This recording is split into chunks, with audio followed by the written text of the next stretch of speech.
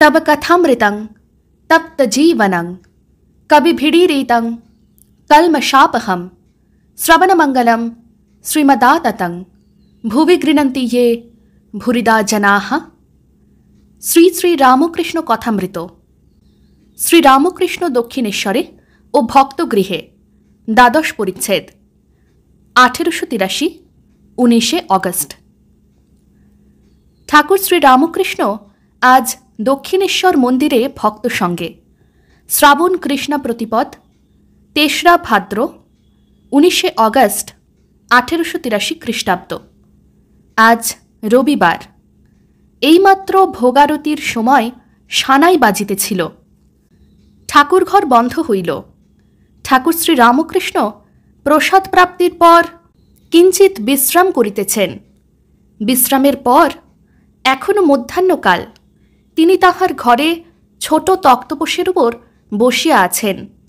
এমন সময় মাস্টার আসিয়া প্রণাম করিলেন। কিয়ৎক্ষণ পরে তাহার সঙ্গে বেদান্ত সম্বন্ধে কথা হইতে লাগিল। শ্রী রামকৃষ্ণ মাস্টারের প্রতি: দেখো, অষ্টাবক্র সংহিতায় আত্মজ্ঞানের কথা আছে।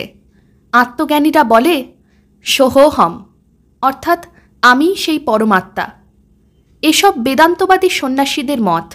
সংসারীর পক্ষে এ মত ঠিক নয়।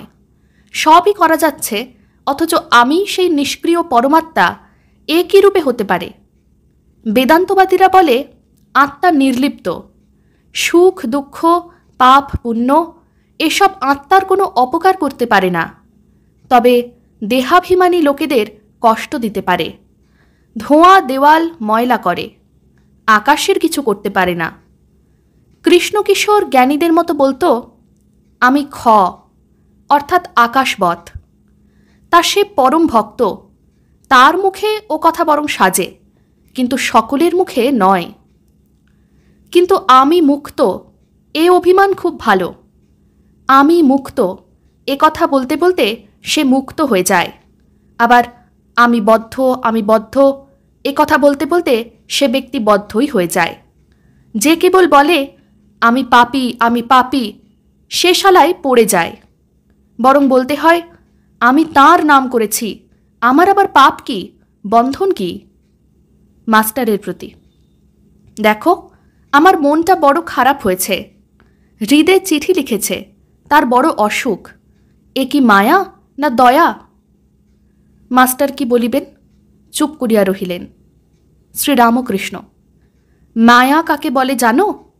বাপ মা, ভাই ভগ্নী, স্ত্রী পুত্র, ভাগিনা ভাগিনী, ভাইপো ভাইজি এইসব আত্মীয়ের প্রতি ভালোবাসা।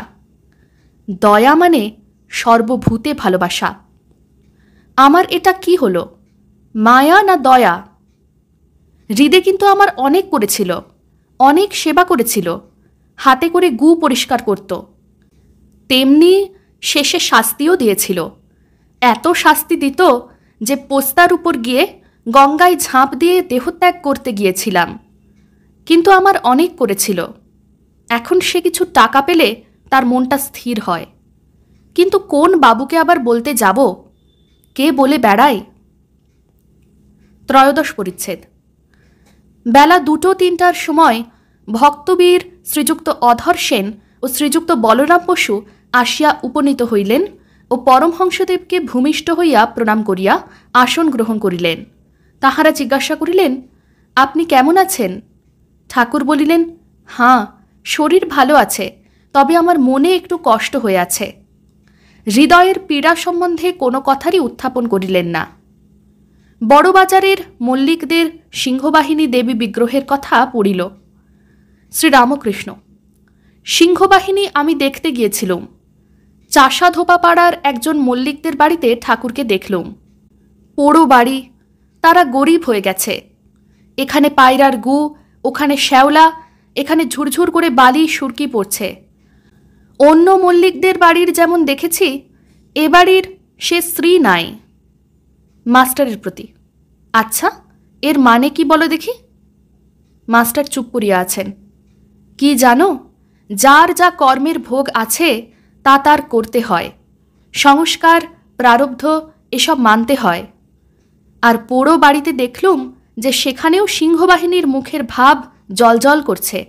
আবির্ভাব মানতে হয়। আমি একবার বিষ্ণুপুরে গিয়েছিলুম। রাজার বেশ সব ঠাকুর বাড়ি আছে। সেখানে ভগবতীর মূর্তি আছে, নাম মৃন্ময়ী। ঠাকুর বাড়ির কাছে বড় দিঘি, কৃষ্ণ বাঁধ, লাল বাঁধ। আচ্ছা, দিঘিতে আবাঠার অর্থাৎ মাথা ঘষার গন্ধ পেলুম কেন বলো দেখি? আমি তো জানতুম না যে মেয়েরা মৃন্ময়ী দর্শনের সময় আবাঠা তাঁকে দেয়। আর দিঘির কাছে আমার ভাব সমাধি হলো। তখন বিগ্রহ দেখি নাই। আবেশে সেই দিঘির কাছে মৃন্ময়ী দর্শন হলো কোমর পর্যন্ত। এতক্ষণে আর সব ভক্ত আসিয়া জুটিতেছেন। কাবুলের রাজবিপ্লব ও যুদ্ধের কথা উঠিল। একজন বলিলেন যে ইয়াকুব খাঁ সিংহাসনচ্যুত হইয়াছেন। তিনি পরমহংসদেবকে সম্বোধন করিয়া বলিলেন, মহাশয়, ইয়াকুব খাঁ কিন্তু একজন বড় ভক্ত। শ্রীরামকৃষ্ণ, কি জানো, সুখ দুঃখ দেহধারণের ধর্ম। কবি কঙ্কন চণ্ডীতে আছে যে কালুবীর জেলে গিয়েছিল, তার বুকে পাষাণ দিয়ে রেখেছিল, কিন্তু কালুবীর ভগবতীর বরপুত্র। দেহ ধারণ করলেই সুখ দুঃখ ভোগ আছে। শ্রীমন্ত বড় ভক্ত, আর তার মা খুল্লনাকে ভগবতী কত ভালোবাসতেন। সেই শ্রীমন্তের কত বিপদ, মশানে কাটতে নিয়ে গিয়েছিল। একজন কাঠুরে পরম ভক্ত ভগবতীর দর্শন পেলে তিনি কত ভালোবাসলেন, কত কৃপা করলেন, কিন্তু তার কাঠুরের কাজ আর ঘুচল না। সেই কাঠ কেটে আবার খেতে হবে। কারাগারে চতুর্ভুজ শঙ্খচক্র গদা পদ্মধারী ভগবান দেবকীর দর্শন হল, কিন্তু কারাগার ঘুচল না। মাস্টার, শুধু কারাগার ঘোঁচা কেন? দেহই তো যত জঞ্জালের গোড়া, দেহটা ঘুচে যাওয়াই উচিত ছিল। শ্রীরামকৃষ্ণ, কি জানো, প্রারব্ধ কর্মের ভোগ, যে কদিন ভোগ আছে দেহ ধারণ করতে হয়। একজন কানা গঙ্গা স্নান করলে পাপ সব ঘুচে গেল, কিন্তু কানা চোখ আর ঘুচল না। সকলের হাস্য। পূর্বজন্মের কর্ম ছিল, তাই ভোগ। মনি, যে বানটা ছোঁড়া গেল তার উপর কোনো আয়ত্ত থাকে না। শ্রীরামকৃষ্ণ, দেহের সুখ দুঃখ যাই হোক, ভক্তের জ্ঞান ভক্তির ঐশ্বর্য থাকে। সে ঐশ্বর্য কখনো যাবার নয়। দেখো না, পাণ্ডবদের অত বিপদ, কিন্তু এ বিপদে তারা চৈতন্য একবারও হারায় নাই। তাদের মতো জ্ঞানী, তাদের মতো ভক্ত কোথায়?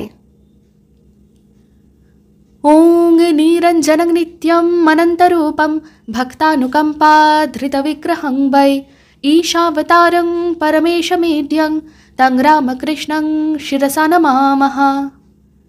শ্রীরামকৃষ্ণ अर्पणमस्तु।